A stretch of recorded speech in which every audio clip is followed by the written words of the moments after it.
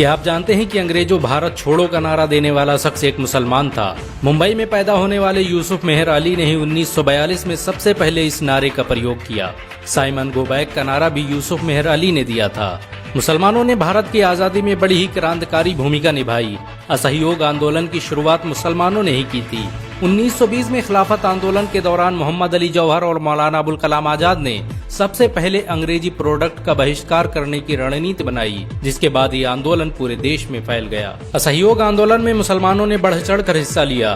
भारत के सबसे बड़े शुगर व्यापारी हाजी सबू सिद्दीक ने अपनी शुगर फैक्ट्री पूरी तरह से बंद कर दी।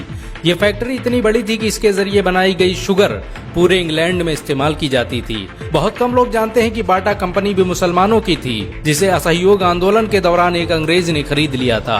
आपको ये जानकर शायद हैरानी हो कि भगत सिंह का केस लड़ने वाला शख्स भी एक मुसलमान था। बैरिस्टर आसिफ अली ने भगत सिंह का केस तब लड़ा जब कोई भी भगत सिंह का साथ देने को तैयार नहीं था। इंकलाब जिंदाबाद का नारा देने वाले हसरत मोहानी भी एक मुसलमान थे। उन्होंने ही भारत की आजादी की रूपरेखा तैयार की थी। इतिहासकारों के मुताबिक 1857 में होने वाले विद्रोह में 50,000 उलमाओं को फांसी दी गई और लाखों मुसलमान सरेआम कत्ल कर दिए गए।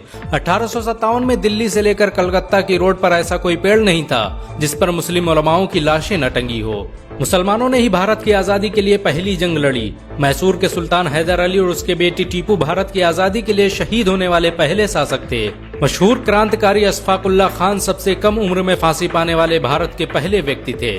बहुत कम लोग जानते हैं कि जय हिंद का नारा एक मुसलमान आबिद हसन सफानी ने दिया था। ये नारा आज भी भारतीय सेना और शासकीय प्रणाली में सम्मान स्वरूप इस्तेमाल किया जाता है। तिरंगे का निर्माण करने वाली सुरैया तैयब जी भी एक मुसलमान थी। उन्होंने ही भारत के राष्ट्रीय ध्वज को वर्तमान रूप दिया था। कानपुर में पैदा होने वाले अजीमुल्लाह खान ने ही मादरे वतन भारत की जय का नारा दिया था, जिसमें बाद में कुछ सांप्रदायिक लोगों ने माता शब्द को जोड़ दिया। आपको ये जानकर शायद हैरानी हो कि भारत का पहला राष्ट्रीय गीत अजीमुल्लाह खान ने ही लिखा था। बहुत कम लोग जानते हैं कि मौलाना कासिम नानोतवी ने दारुल उलूम देवबंद की स्थापना अंग्रेजों को भारत से निकालने के लिए की थी। इस मदरसे का मकसद देश में ऐसे नौजवानों को पैदा करना था जो भारत की आजादी में योगदान दे सकें। रेशमी रुमाल आंदोलन की शुरुआत करने वाले मौलाना महमूदुल हसन और मौलाना उबैदुल्ला सिंधी दारुल उलूम देवबंद के ही छात्र थे। मौलाना उबैदुल्ला सिंधी ने सुभाष चंद्र बोस के साथ मिलकर भारत की पहली अस्थायी सरकार की स्थापना की थी और वह भारत के पहले गृह मंत्री भी थे। आपको ये जानकर शायद हैरानी हो कि मौलाना महमूदुल हसन ने ही 1920 में गांधी को महात्मा का लक़ब दिया था। उनका ये नाम इतना मशहूर हुआ कि पूरी दुनिया में गांधी महात्मा गांधी के नाम से जाने जाने लगे। महमूदुल हसन ने ही हकीम अजमल खान के साथ मिलकर 1920 में जामिया मिलिया इस्लामिया यूनिवर्सिटी की स्थापना की थी, ताकि भारतीय शिक्षा तंत्र को अंग्रेजों के चंगुल से आजाद करवाया जा सके। आपको ये जानकर शायद हैरानी हो कि काला पानी जैसी दर्दनाक सजाओं को पाने वाले 90% से अधिक लोग मुसलमान थे। अंडमान निकोबार में आज भी सबसे ज्यादा कब्रें मुसलमानों की हैं। मुसलमानों के अलावा दूसरे लोगों ने काला पानी से बचने के लिए न सिर्फ माफीनामे लिखे बल्कि अंग्रेजों की मुखबिरी भी की। मुसलमानों ने ही अंग्रेजों के खिलाफ सबसे पहले हथियार उठाए। 1772 में शाह अब्दुल अजीज ने अंग्रेजों के खिलाफ फतवा देते हुए ऐलान किया कि अंग्रेजों की गुलामी हराम है और हर मुसलमान पर फर्ज है कि वो अपने मुल्क और देश की आजादी के लिए खुद को कुर्बान कर दे। 1857 में होने वाले विद्रोह की प्लानिंग एक मुसलमान मौलवी अहमदुल्ला शाह ने की थी। वो भारत के अकेले इंसान थे जिन पर अंग्रेजों ने 50,000 रुपए का इनाम रखा था। ये रकम इतनी बड़ी थी कि राजा जगन्नाथ ने पैसों की लालच में आकर अहमदुल्ला शाह की मुखबरी कर दी और अंग्रेजों ने उन्हें शहीद कर दिया। बहुत कम लोग जानते हैं कि 1857 में शहीद होने वाले 90% लोग मुसलमान थे। जालियांवाला बाग में जनरल डायर की गोलियों का निशाना बनने वाले अधिकतर लोग भी मुसलमान थे। भारत की आजादी का नेतृत्व करने वाले संगठन इंडियन नेशनल कांग्रेस के 9 से अधिक प्रेसिडेंट मुसलमान रहे। गांधी जी ने अफ्रीका में जहां वकालत की पढ़ाई की, वो कॉलेज भी एक भारतीय मुसलमान का था और वह जब भारत में आए तो उन्होंने आजादी के लिए अली ब्रदर्स के साथ काम करना शुरू किया, जो कि मुसलमान थे।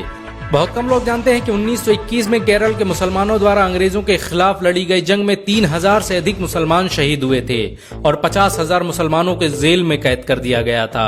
ये आंदोलन मोपला मुस्लिम आंदोलन के नाम से जाना जाता है। 1942 में शुरू हुए भारत छोड़ो आंदोलन की रूपरेखा मौलाना अबुल कलाम आजाद ने तैयार की थी। संविधान निर्माता डॉक्टर भीमराव अम्बेडकर को पहचान दिलाने में मुसलमानों का बड़ा योगदान रहा है। 1946 में जब भीमराव अम्बेडकर दलित होने की वजह से इलेक्शन हार गए तो बंगाल मुस्लिम लीग ने उन्हें मुस्लिम इलाके से इलेक्शन लड़ने की दावत दी।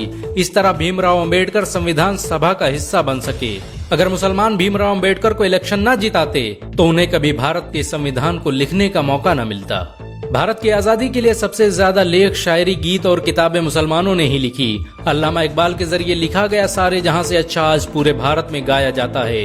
आपको ये जानकर शायद हैरानी होगी कि देश के लिए शहीद होने वाला पहला पत्रकार मौलाना मीर बाकर एक मुसलमान था। भारत की आजादी के लिए मुस्लिम राजाओं और महाराजाओं ने अपने खजाने खोल दिए। कोलकाता के हाजी उस्मान सईद ने अपना सब कुछ भारत की आजादी के लिए कुर्बान कर दिया। हाजी उस्मान की अमीरी का अंदाजा इसी बात से लगाया जा सकता है कि 1920 तक कोलकाता में बनने वाला हर स्कूल और हर बड़ी बिल्डिंग उन्हीं की थी। कोलकाता के पहले सुपर स्टोर कैश बाजार की बुनियाद हाजी सईद ने ही रखी थी, लेकिन बाद में उन्होंने अपनी सारी दौलत देश को दान कर दी और खुद एक किराए के घर में रहने लगे। अमीर हमजा और अब्दुल हबीब यूसुफ मरफानी जैसे मुसलमानों ने अपनी अरबों रुपये की संपत्ति देश की आजादी के लिए कुर्बान कर दी। सुभाष चंद्र बोस द्वारा अफगानिस्तान में स्थापित की गई सरकार में 9 में से 5 मंत्री मुसलमान थे। भारत की आजादी के लिए देश भर में मौजूद मस्जिदों को किलों की तरह इस्तेमाल किया गया। इन मस्जिदों में सुबह शाम हर वक्त भारत की आजादी के लिए ऐलान हुआ करते थे। आजादी के वक्त कोई मस्जिद ऐसी नहीं थी जिसकी दीवारों पर मुसलमानों का खून न लगा हो। इन सब के अलावा ऐसे करोड़ों मुसलमान हैं जिन्होंने भारत की आजादी और उसकी अस्मिता के लिए अपना सब कुछ कुर्बान कर दिया। सच तो ये है कि भारत की आजादी मुसलमानों के बगैर मुमकिन न थी। भारत आज भी आजादी के लिए मुसलमानों का एहसानमंद है। अगर एक मुसलमान होने के नाते आपको गर्व महसूस हुआ हो तो इस वीडियो को लाइक और शेयर जरूर करें। ऐसी और वीडियो को देखने के लिए हमारे चैनल को सब्सक्राइब करें, घंटा जरूर दबाएं।